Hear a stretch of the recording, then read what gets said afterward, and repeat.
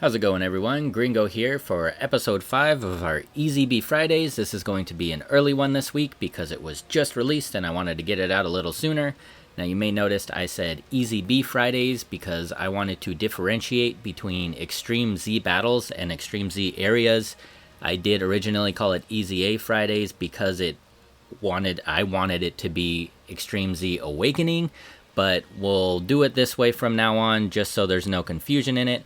And today we will be taking a look at the Explosive Evolution Turles EZA. EZB. My bad. It's going to take a little getting used to. But anyway, let's get right into it. Alright, so getting right into it, we are starting here with level 5.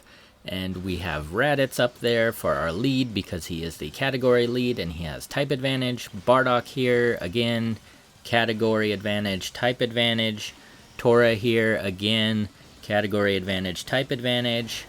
Fasha here has category advantage, but not type advantage. The Goku here has category advantage, but not type advantage.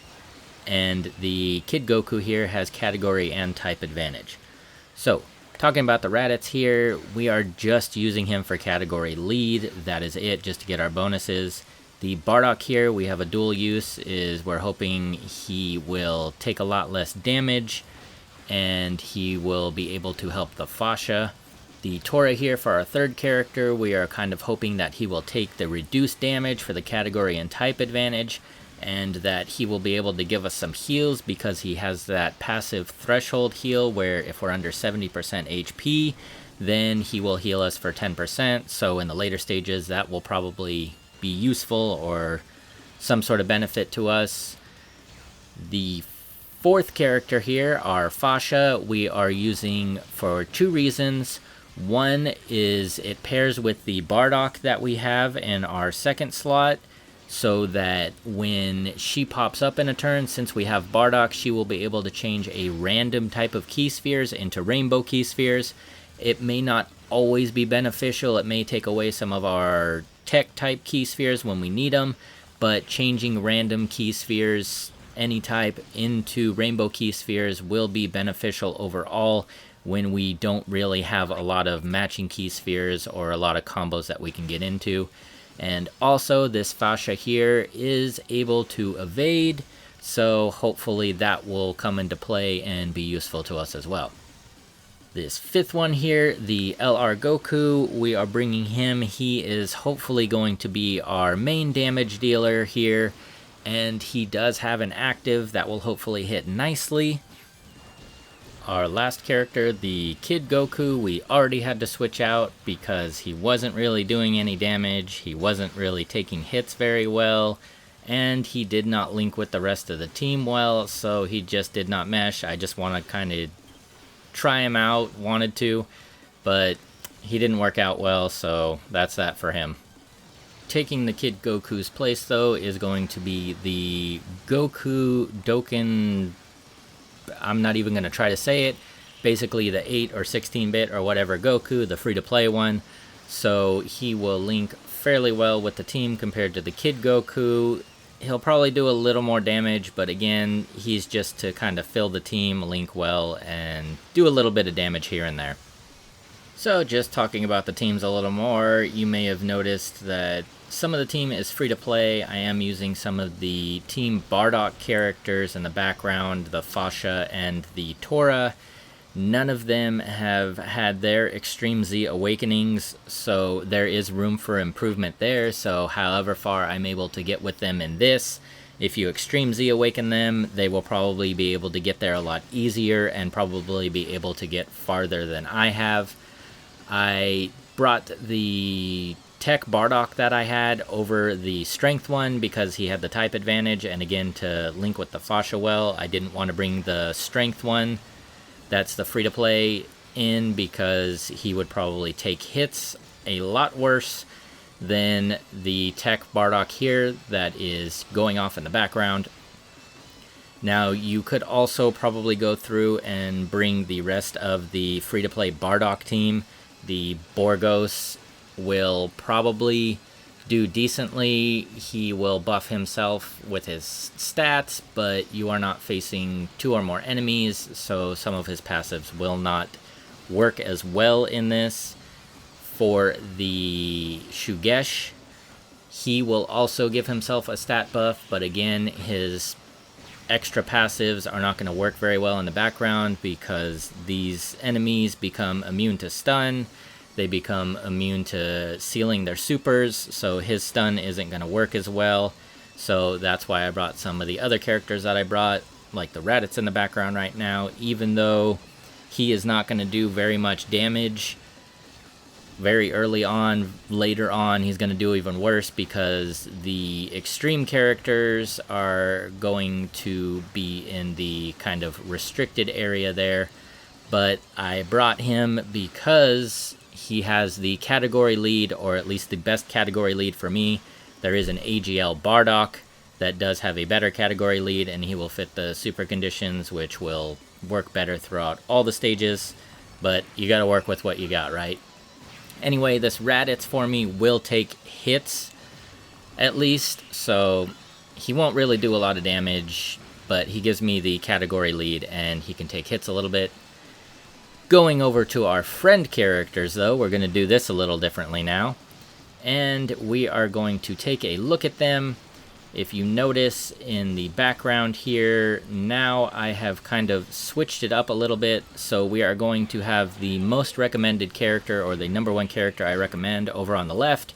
And then the second and third, if it gets there, characters over on the right. So on the left, you are going to see that Bardock that I was just mentioning. He has the category lead. He will not take hits as bad as the free-to-play strength Bardock, and he will give you that extra fascia switching the key spheres to rainbow key spheres effect, which will be nice. On the right side, it is the LR Goku that I have in my team already. He is the free-to-play one that you get from doing all those missions over on the side.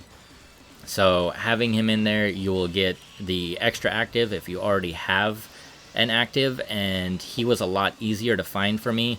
I noticed every time I did one of these stages that Goku would pop up as a guest character no matter what, even if it was the only character it was recommending in the category, because I was searching for the low-class warriors. The third character I'm recommending would be the new Raditz. It's obviously going to be recommended under the other two as just if you can't find the other two type thing. He was not doing a lot of damage, of course, because extreme characters get nerfed in the later stages, but he was taking hits very well. I believe I brought him into stage 27 for me, and he took 27 damage off a super from the boss. So he will be able to take some hits for you, but again, he will not deal out any damage. And that will be it for me for now, and all of my rambling. We will put on some music in the background and be back if we have to switch teams up anymore.